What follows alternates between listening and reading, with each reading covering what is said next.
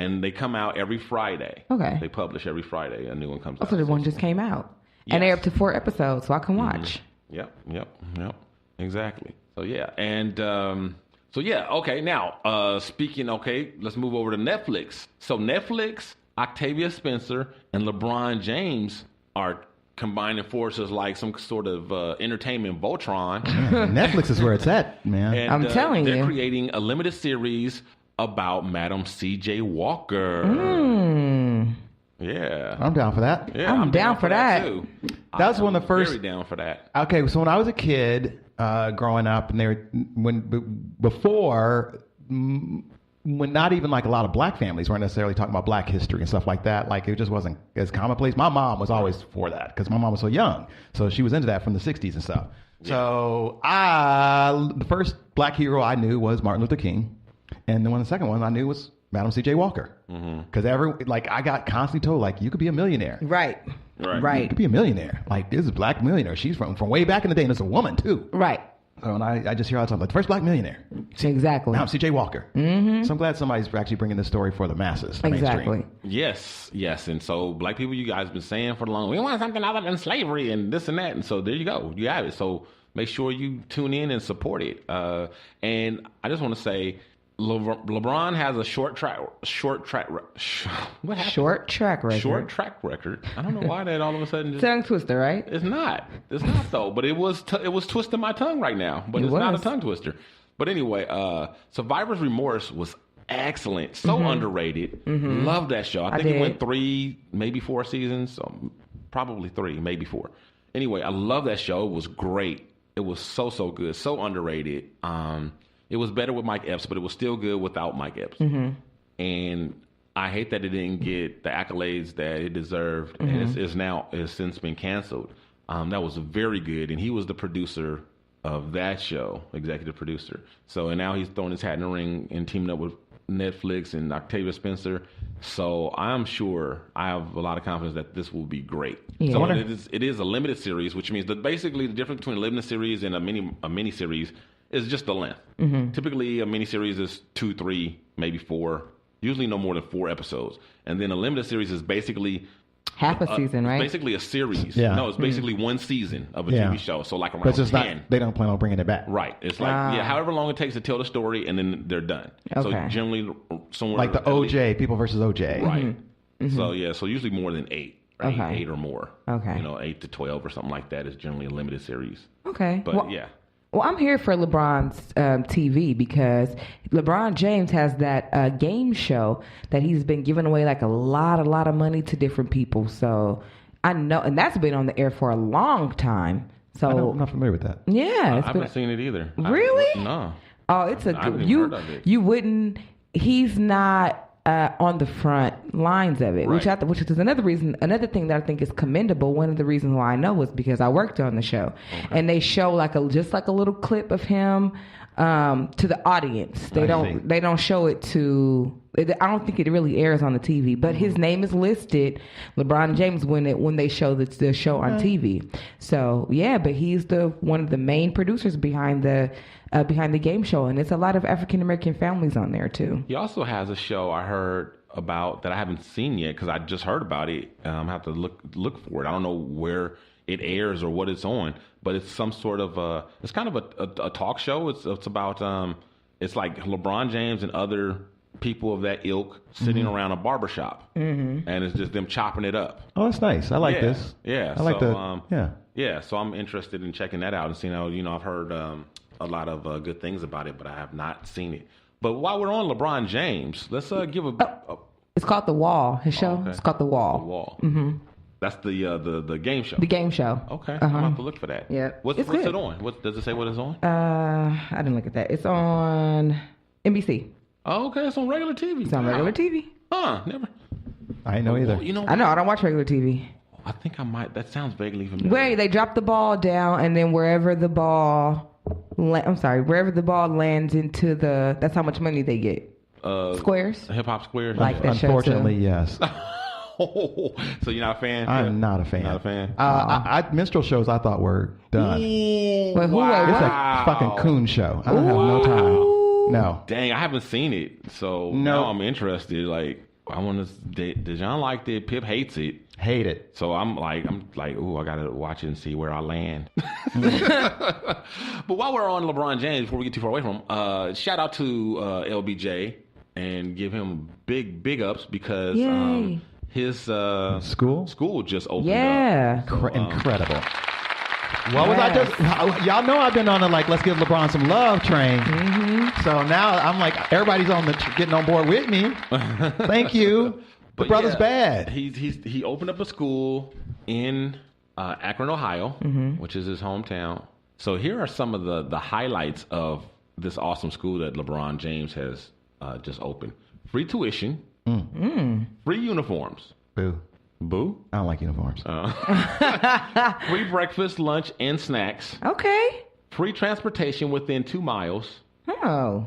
A free bicycle and helmet. Crazy. What? You know the bicycle's getting stolen. Access to a food pantry for their family. Wow. And then here, drum roll, guaranteed tuition for all graduates to the University of Akron. Wow. Damn. Won't he do it? Wow. Won't he do it? Won't he though? Won't he though? Wow. Wow. I'm about to be like LeBron James is good all the time. Amen. LeBron James is good. Yes. King James, that's in the book. Okay. Hello. That is dope. You know what? Wow. This particular program I'm really excited about it because it's like, it's doing something unusual, and it also has like this extended day, and it's year round, and it's really trying to get at the heart of why inner city kids are not getting the education that they need either, and also because so many, let's just say it, people who live in the inner city are poor, right, and so their parents are really the poor ones. They don't have either the skills to help their kids academically, or they're gone all the time working, trying to hustle up that money, and so they also don't have the support that other kids have. They don't have the person coming home saying like, let's read together, let's do this together, and because that parent is just trying to get the food on the table and pay the bills, and they're overwhelmed with all just that, the basics. So it's not that they're bad parents, that's just the way it is. This school is addressing those kinds of issues. Right. And I just think it's great. And normally they don't, I guess the first class is third graders. And they usually, or third or fourth grade, somewhere in the, a little later than they normally start when they start a new school, like pre-K and kindergarten, so they can get them early. But this class is only going to be like third and fourth graders, or only just third graders, because they can spend extra time with that age. Because at that age, if you're not ready, you already way behind. Right. So now they can spend extra time with that class. They're going to bring, and then they're going to start adding in classes like second graders and fifth graders will be added on the next year. Yeah. And then kindergartners and sixth graders will be added on the next year. And seventh and eighth graders will be added on the following year. But it also, like, the class will be graduated. It'll be the matriculated third graders. There'll be those other classes. Right. Until they have a full school. I'm for it all. Thank you, LBJ.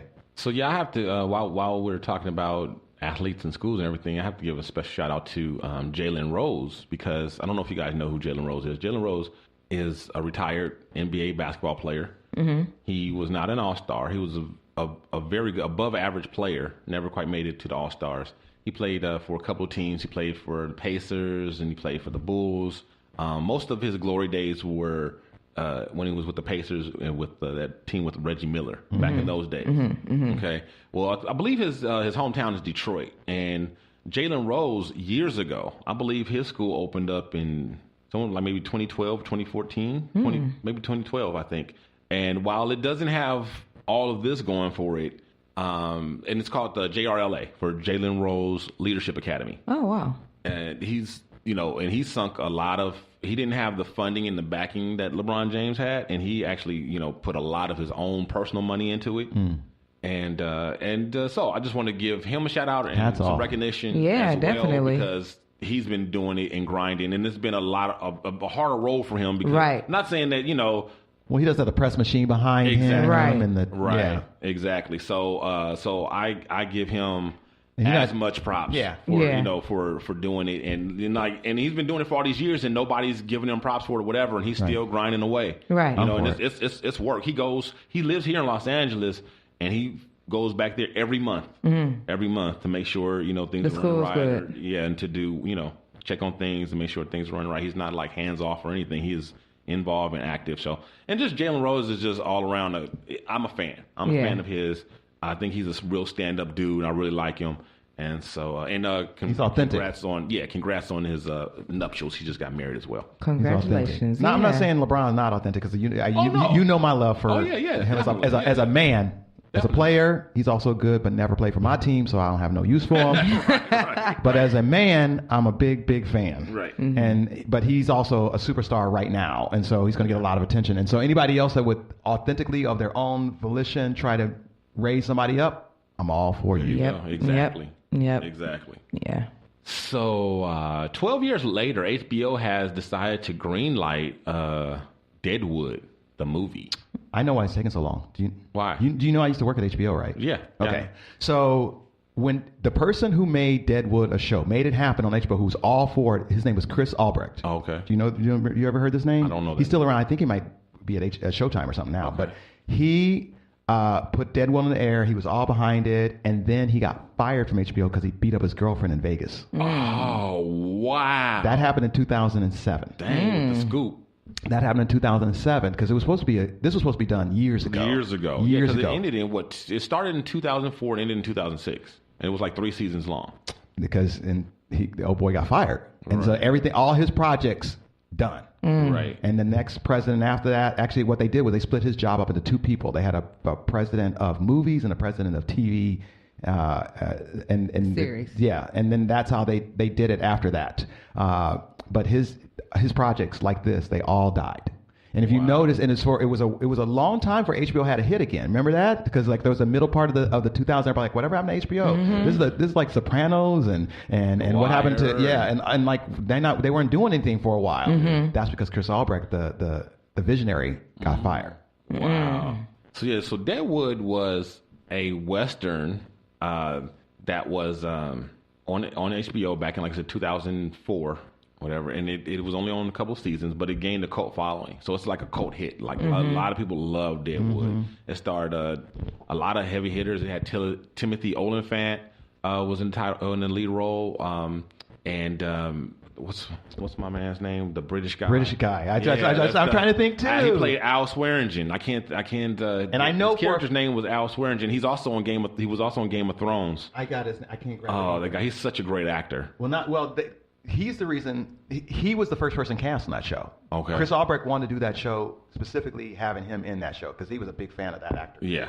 I can't believe my HBO stuff's coming back. You know names too. I'm surprised you can't remember his name. Yeah. I can't think of his name. But anyway, it was a really good show, a good cast, and it was produced by David Milch, was the writer and producer, creator of it. The same guy who brought us NYPD Blue and a lot of other hits. Love that show. So, and it had his same trademark weird dialogue. And it was a good show. Ian McShane. Ian Scottish. McShane. Right.